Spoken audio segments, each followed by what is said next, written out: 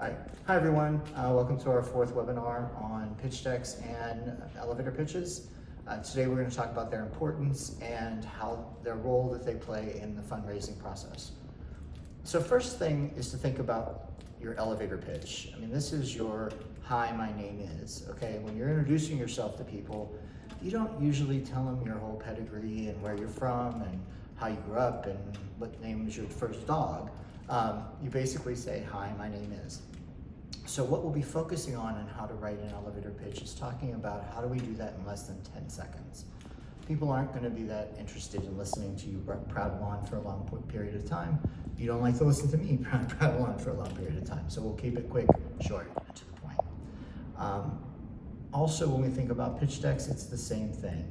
If the elevator pitch is your introduction, your pitch deck is your first date. And there's a reason why you choose drinks versus dinner on your first date, because it could be a really long time if it's something that's not right, where drinks kind of get you in and out in a reasonable amount of time where you learn enough about each other if you're interested on taking things forward. And those are probably the best analogies to think about when you think about elevator pitches. And pitch decks are, elevator pitches are, hi, my name is. Pitch decks are your first date. Let's go get a coffee, okay? So let's talk about the structure of an elevator pitch. And it's very important, it's very simple, it's 2 sentences, but they're very important 2 sentences that have a very set structure. And that is, your company name is the only, and then you talk about the industry or category that you're in, that does something special or unique. That's because, and then you say fact 1, fact 2. So let's talk a little bit about an example on that one. So let's assume I'm an electric car. Now, I'm gonna have to know something about the electric car market to know what's valuable and important. So in the electric car market, performance is an issue. So performance, speed, 0 to 60 isn't as good as a combustion engine, probably never will be. But in this example, let's assume my invention allows us to have that kind of combustion engine performance with 0 carbon emissions. So I would say, let's call ourselves Turbo RX. Turbo RX is the only electric car that provides the performance of internal combustion engine with 0 carbon emissions.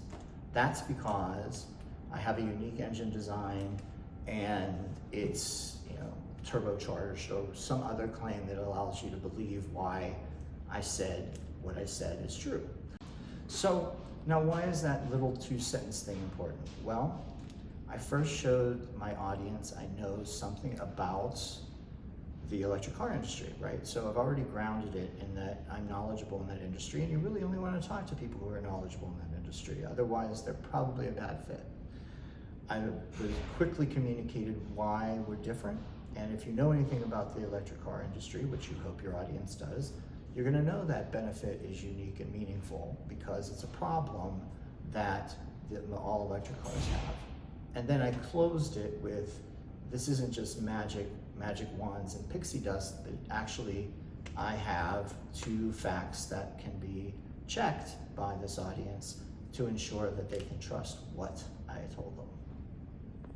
Okay, so now we talked about the intro or the hello, which is your elevator pitch. Now we're going to talk about our first date. So on our first date, which we're going for drinks, we're going to talk about the importance of the pitch deck. And the pitch deck has to be short, sweet, to the point, and get your message across. So in order to do that, it's really important to keep the number of slides to the absolute minimum. You only want something on a slide if it communicates something that you absolutely need to communicate. In this example, less is more. On your first date, you don't tell them about your root canal that you had 10 years ago or the toupee that you may be wearing on your head. You save that for a later date. So here is where we get into the basics of what is important within a pitch deck. Just like when you're on a date, it's very important to break the ice. And the easiest way to break the ice, well, you're not going to tell the joke, but it's good to come in with a compelling story. So the first part of the pitch deck has to focus on the story.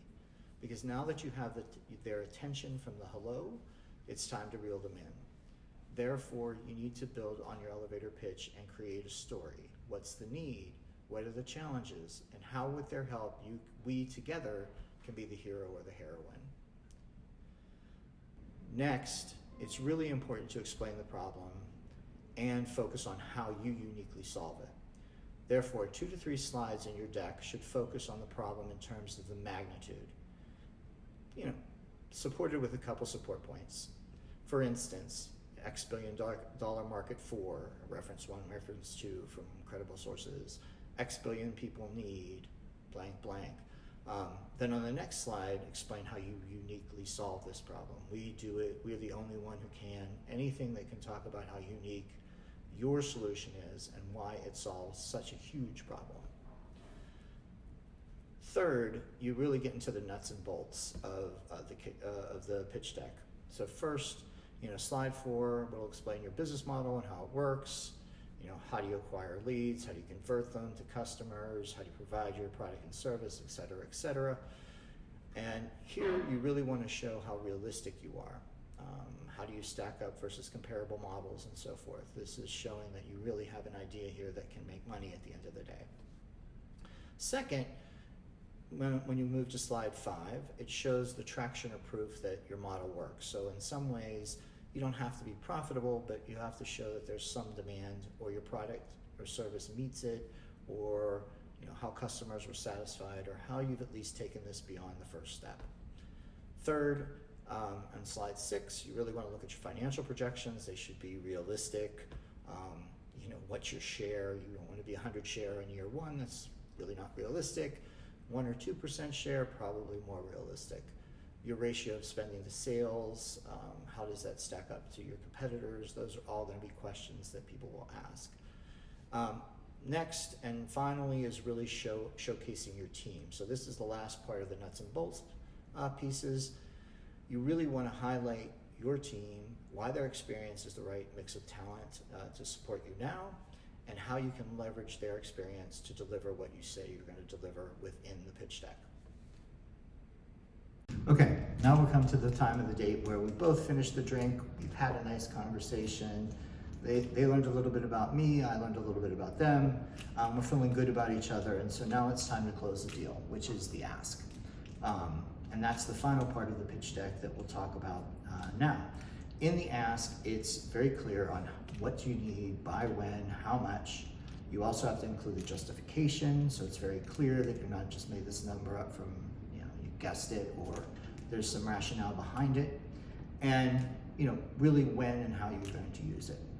So this is the capper.